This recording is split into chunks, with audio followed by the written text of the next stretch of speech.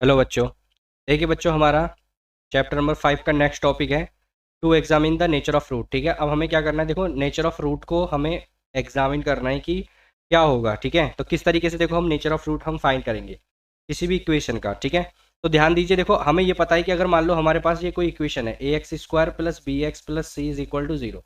मान लीजिए ये कोई इक्वेशन है। ठीक है, तो इस इक्वेशन के हमेशा दो रूट आएंगे, एक तो x1 आ जाएगा मान लो और एक आ जाएगा x2।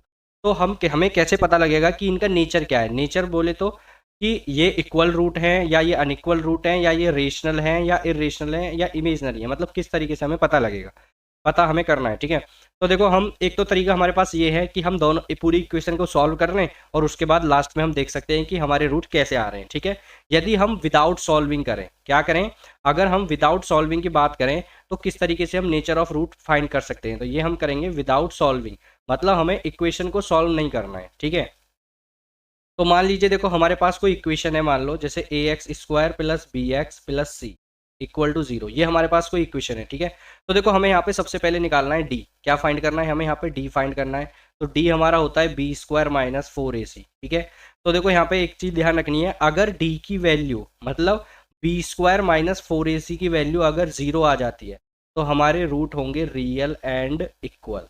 तो रूट कैसे होंगे हमारे, तो रूट हमारे होंगे रियल एंड इक्वल, यहाँ पे क्लियरली लिखा भी हुआ है। ठीक है, अब देखो नेक्स्ट, या फिर हमसे कह रहा है कि डी अगर हमारा ग्रेटर देन जीरो आ जाता है तो हमारे जो रूट होंगे वो होंगे रियल एंड अनइक्वल। क्या होंगे, unequal, real and unequal. Clear है यहाँ तक, तो ये अनइक्वल रूट हो जाएंगे। अच्छा, यहाँ पे अनइक्वल की जगह कभी कभी हमें यहाँ पे और क्या लिख के देगा, देखो हमें यहाँ पे डिफरेंट दे देगा कि रूट कैसे हैं, डिफरेंट है।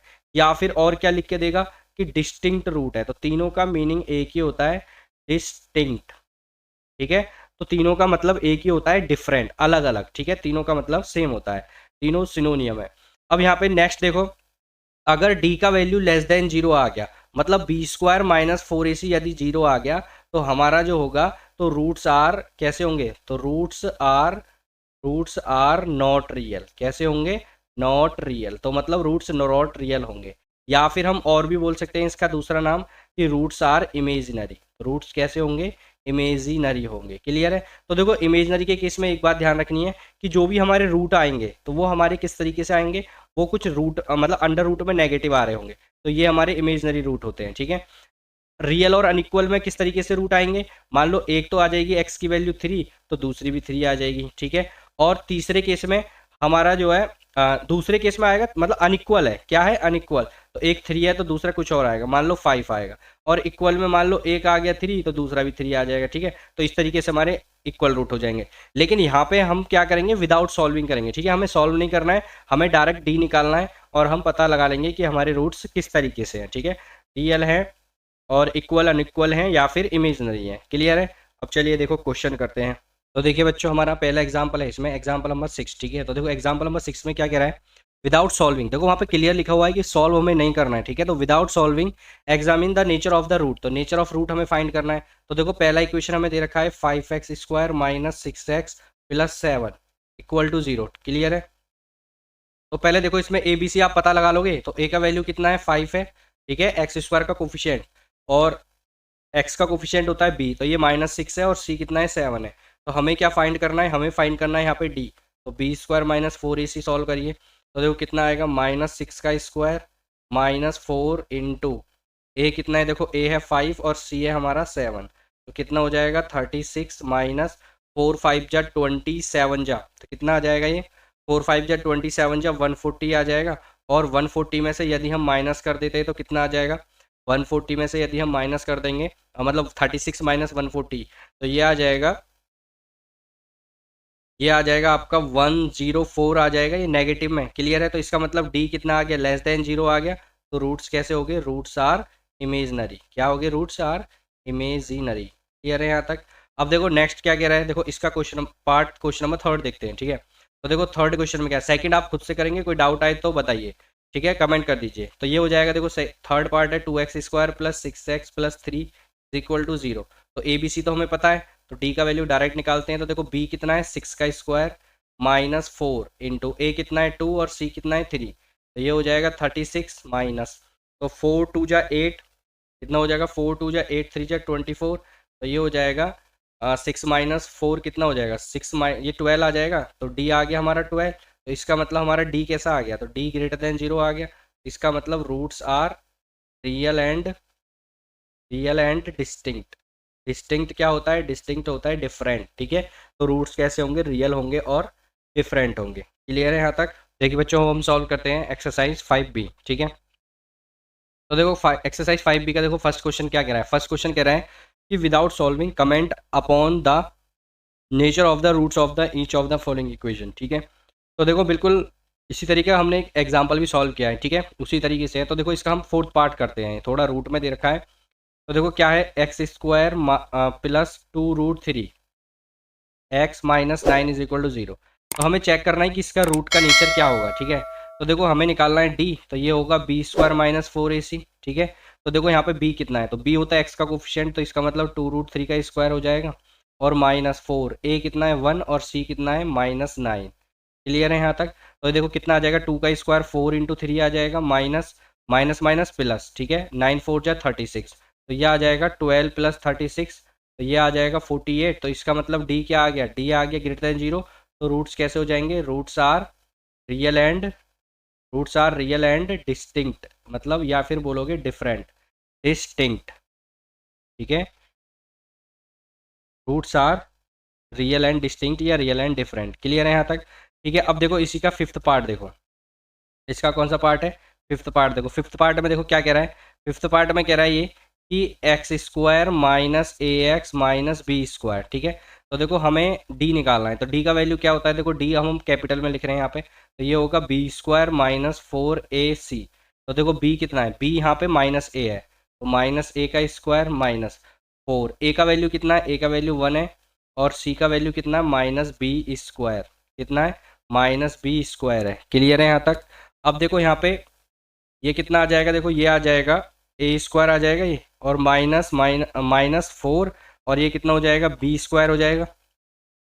क्लियर है ये कितना हो जाएगा b² हो जाएगा, ठीक है। Minus b minus minus plus हो जाएगा ये, तो ये कितना हो जाएगा माइनस माइनस प्लस, ठीक है। तो ये b² हो जाएगा। अब यहाँ पे ध्यान दो, तो देखो यहाँ पे ये a² वाला टर्म है, क्या a² हमेशा पॉजिटिव रहेगा, और ये हमारा यहाँ पे ये हमेशा पॉजिटिव रहेगा, और बीच में प्लस है ही, और 4 × ये भी हमेशा पॉजिटिव रहेगा। तो इसका मतलब सब पॉजिटिव हो रहा है ना, तो d ग्रेटर देन 0 आ जाएगा।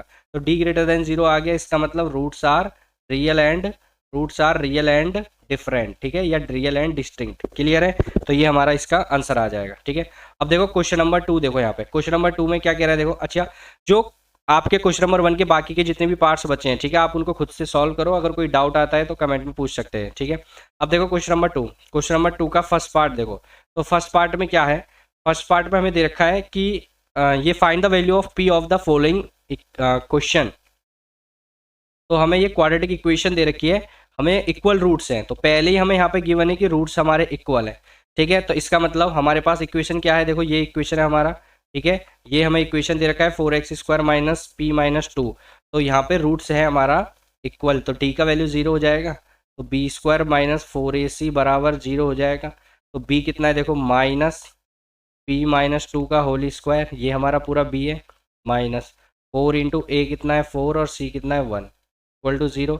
तो देखो कितना आ जाएगा, देखो माइनस का स्क्वायर तो प्लस हो जाएगा ये, और ये आ जाएगा p - 2 का स्क्वायर, ये आ जाएगा p - 2 का स्क्वायर -16 = 0 हो जाएगा। अब इसका होल स्क्वायर ओपन कर लो, तो a² + b² - 2ab, तो 2ab तो कितना हो जाएगा, ये 4p हो जाएगा, और -16 = 0। तो ये आ गया p² - 4p और -12 = 0। क्लियर है यहाँ तक, ये आ जाएगा। अब देखो यहाँ पे इसके फैक्टर कर लो, तो किस तरीके से करोगे, देखो इसको ब्रेक करेंगे, जो भी यहाँ पे p का कोफिशिएंट है इसको हमें क्या करना है, ब्रेक करना है। तो देखो किस तरीके से ब्रेक करना है, हमें ये ब्रेक करना है कि मल्टीप्लाई करने पे तो आना चाहिए 12, ठीक है, और यहाँ पे माइनस का साइन है, इसका मतलब माइनस करने पे आना चाहिए 4, ठीक है। तो ये 6 - 2 हो जाएगा, तो यहाँ पे हम क्या लिखेंगे, इसको 6 - 2 लिखेंगे, तो ये p² - 6, यहाँ p होगा, तो 6p और minus minus plus 2p -12 = 0। Clear है यहाँ तक। तो ये आ जाएगा, देखो यहाँ से p कॉमन ले लो, तो p - 6 प्लस यहाँ से 2 कॉमन आ जाएगा, तो p - 6 = 0। दोनों में p माइनस सिक्स कॉमन आ रहा है और यहाँ बचेगा p प्लस टू बराबर 0। तो p की वैल्यू एक तो 6 आ गई और एक -2 आ गई, तो ये हमारा आंसर हो जाएगा। क्लियर है? तो इस तरीके से हम क्वेश्चन नंबर 2 सॉल्व कर सकते हैं। ठीक है, अब देखो इसका नेक्स्ट पार्ट है क्वेश्चन नंबर 2 का, तो आप इसको खुद से करिए, अगर कोई डाउट आता है तो आप कमेंट में पूछ सकते हैं। क्लियर है? देखिए बच्चों, अब है हमारा क्वेश्चन नंबर 4। ठीक है, नेक्स्ट क्वेश्चन हमारा क्या है, क्वेश्चन नंबर 4 है। तो देखो हमें यहाँ पे बोल रखा है कि m का वैल्यू हमें फाइंड करना है। ठीक है, और रूट्स कैसे हमारे इक्वल रूट है, तो इक्वल रूट है तो हमें तुरंत समझ जाना है कि d का वैल्यू क्या है, इक्वल टू 0। इसका मतलब b स्क्वायर माइनस 4ac हमें कितना दे रखा है, इक्वल टू 0। क्लियर है यहाँ तक? अब यहाँ पे देखो हमें ABC हमें पता करना है। देखो ABC क्या होगा, तो देखो b होता है हमारा x का कोफिशिएंट, तो ये हो जाएगा -5 प्लस m, इसका स्क्वायर हो जाएगा ये। क्लियर है? -4 a कितना है, देखो a का वैल्यू है x का, x स्क्वायर का कोफिशिएंट, और c कितना है, c हमारा 16 है। क्लियर है यहाँ तक? अब देखो कितना हो जाएगा ये जो ये 5 प्लस m के पहले जो माइनस है, ठीक है, तो ये माइनस क्या हो जाएगा, ये माइनस इस स्क्वायर से प्लस बन जाएगा। ठीक है, तो ये सिर्फ यहाँ पे 5 प्लस m का होल स्क्वायर बचेगा। क्लियर है? -16 इंटू 4 करोगे तो 64, और ये m -2 इक्वल टू 0 आ जाएगा। अब इसको ओपन कर लो, देखो a square plus b square और प्लस 2ab, तो ये 10m हो जाएगा। माइनस 64 की m में करोगे तो 64m, minus minus plus 64 to जा 128 इक्वल टू 0। क्लियर है यहाँ तक? अब देखो नेक्स्ट क्या है, नेक्स्ट क्वेश्चन दे रख, अब देखिए नेक्स्ट, देखिए नेक्स्ट स्टेप में क्या है कि ये हो जाएगा हमारा m स्क्वायर। क्लियर है? 10 माइनस 64 करोगे तो ये हो जाएगा माइनस का 54m, और 25 और 128, 25 और 128 को ऐड करोगे तो कितना हो जाएगा, देखो ये हो जाएगा आपका plus 153 is equal to 0। Clear है? अब देखो हमें क्या करना है, अब हमें इसके फैक्टर करने हैं। ठीक है, तो देखो फैक्टर किस तरीके से करोगे, तो ये होगा m स्क्वायर माइनस, तो 54 को हमें स्प्लिट करना है, तोड़ना है, प्लस 153 बराबर 0। तो देखो हम किस तरीके से तोड़ेंगे, देखो इसको, तो हमें क्या करना है, पहले जो m स्क्वायर का कोफिशिएंट है, ठीक है, और जो 153 है, पहले इनका मल्टीप्लाई कर लो, तो मल्टीप्लाई करने पे 1 इंटू 153 मतलब 153 आना चाहिए। और यहाँ पे कैसा साइन है, ये प्लस का साइन है, यहाँ पे कैसा साइन है, ये कांस्टेंट से पहले प्लस का साइन है, तो इसका मतलब प्लस करके 54 आना चाहिए। तो ऐसे कोई दो नंबर सोचिए जिनको प्लस करके 54 और मल्टीप्लाई करके 153 आए। ठीक है, तो हम क्या करेंगे, फैक्टर कर लेते हैं यहाँ पे। तो देखो 153 है, कितना कटेगा, ये 3 से कटेगा, 3 5 जा और 3 1 जा। क्लियर है? फिर 3 से कटेगा 17, और फिर ये पूरा 17 से कट जाएगा 1 टाइम। ठीक है, तो ये कितना होगा, 17 इंटू 3 51, तो ये हो जाएगा आपका 51 प्लस 3। कितना हो जाएगा, 51 प्लस 3 इसके फैक्टर हो जाएंगे, मतलब इसको हम स्प्लिट कर देंगे, तोड़ देंगे। क्लियर है यहाँ तक? तो देखो कितना आ जाएगा, ये आ जाएगा, इसको हम स्प्लिट कर देते हैं 51 प्लस 3 में, तो ये आ जाएगा m square minus 51m, 51m कितना आ जाएगा, ये आ जाएगा आपका 51m और -3m plus 153 is equal to 0। इन दोनों में m कॉमन आएगा तो m माइनस 51। अच्छा, इसमें माइनस भी कॉमन लेना है और -3 कॉमन लेना है, तो यहाँ पे m माइनस 51 बचेगा। दोनों में क्या कॉमन आ रहा है, m माइनस 51 कॉमन आ रहा है, और यहाँ पे कितना बचेगा, यहाँ पे बचेगा m minus 3 is equal to 0। तो m का वैल्यू एक आ गया 51 और दूसरा आ गया 3, तो ये हमारे m के आंसर हो जाएगा। क्लियर है यहाँ तक?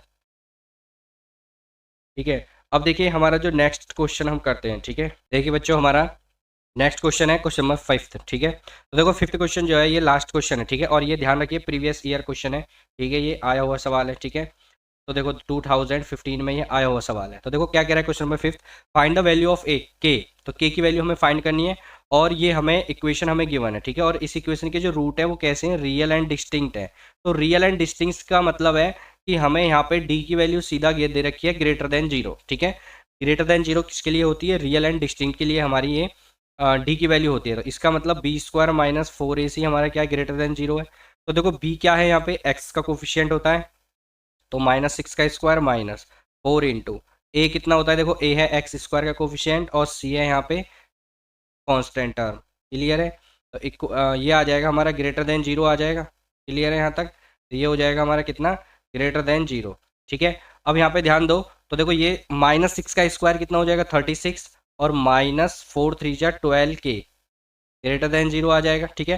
और 12K को हम क्या ले जाएंगे, RHS में ले जाएंगे, ठीक है। अब देखो ये इनइक्वलिटी वाला क्वेश्चन आ गया जो हम पहले पढ़ चुके हैं, ठीक है। तो देखो ये 36 और ये इधर चला जाएगा तो 12K आ जाएगा, ठीक है। अब हमें क्या करना है, देखो हम इसको पलट के लिख सकते हैं, 12K लेस देन 36, ये आ जाएगा। क्लियर है यहाँ तक। अब देखो क्या हो जाएगा ये, अब दोनों तरफ क्या करोगे, दोनों तरफ डिवाइड कर दो 12 से। कितने से डिवाइड करोगे, दोनों तरफ 12 से डिवाइड कर दो। ध्यान रखिए अगर हम पॉजिटिव नंबर से डिवाइड करते हैं तो हमारा इनइक्वलिटी का साइन चेंज नहीं होता है। क्लियर है। तो यहाँ पे ये 12 से 12 कैंसिल हो जाएगा और ये 12 से ही कटेगा 3 टाइम, तो इसका मतलब k का वैल्यू कितना आ गया, k लेस देन 3। तो ये हमारा आंसर आ गया। क्लियर है। चलिए बच्चों, अब देखो इस अगर एक्सरसाइज में आपको बाकी के जितने भी क्वेश्चन बचे हैं उनको करिए। अगर किसी भी क्वेश्चन में आपको डाउट आता है तो आप कमेंट में पूछ सकते हैं, ठीक है। चलिए ठीक है, और इस वीडियो को ज़्यादा से ज़्यादा शेयर करो और लाइक करो और चैनल को सब्सक्राइब करो। Okay, thank you.